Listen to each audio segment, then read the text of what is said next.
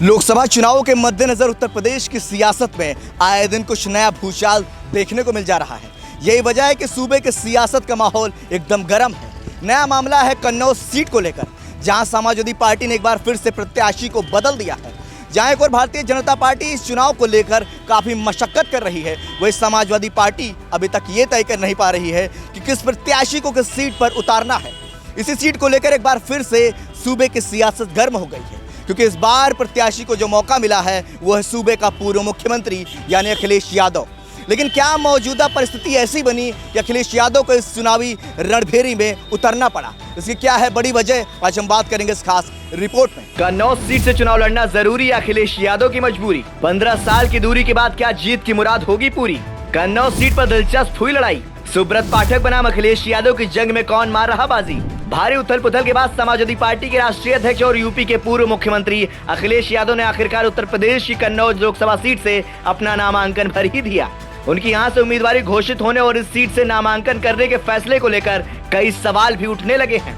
एक सवाल तो यही है कि अखिलेश यादव ने चुनाव लड़ने के लिए आखिर कन्नौज सीट ही क्यों चुना? ऐसी कौन सी मजबूरी थी कि अपने खुद के भतीजे तेज प्रताप यादव की उम्मीदवारी बदलकर इस सीट की कमान अपने हाथों में लेने को अखिलेश यादव मजबूर हो गए? हालांकि इसके कई स्पष्ट कारण दिखाई देते हैं, तो आइए कुछ कारणों पर विस्तार से बात करते हैं। समाजवादी पार्टी के लिए बहुत खास है Kannauj seat. Kannauj seat Samajwadi party के लिए बहुत विशेष रही है।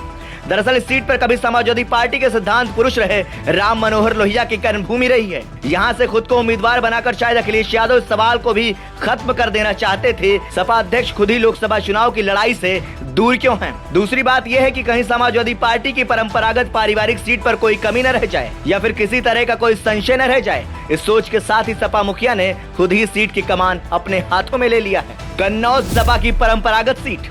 यहाँ समझना होगा कि कैसे कन्नौज समाजवादी पार्टी की परंपरागत सीट है।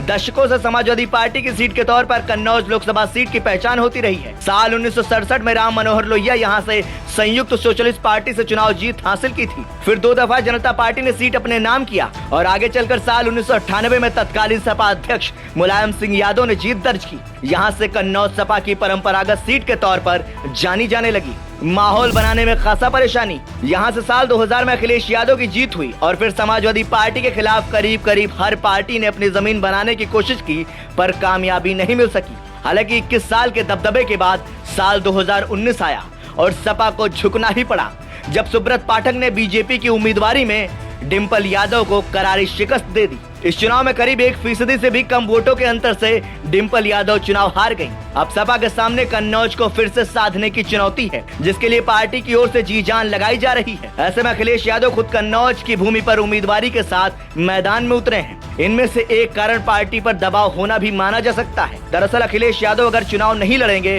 तो राजनीतिक माहौल बनाने में खासा परेशानी आ सकती है। इन सभी दबावों को मद्देनजर रखते हुए अखिलेश यादव ने ही आगे आकर मोर्चा संभाल लिया है। आसपास की सीटों पर रहेगा असर।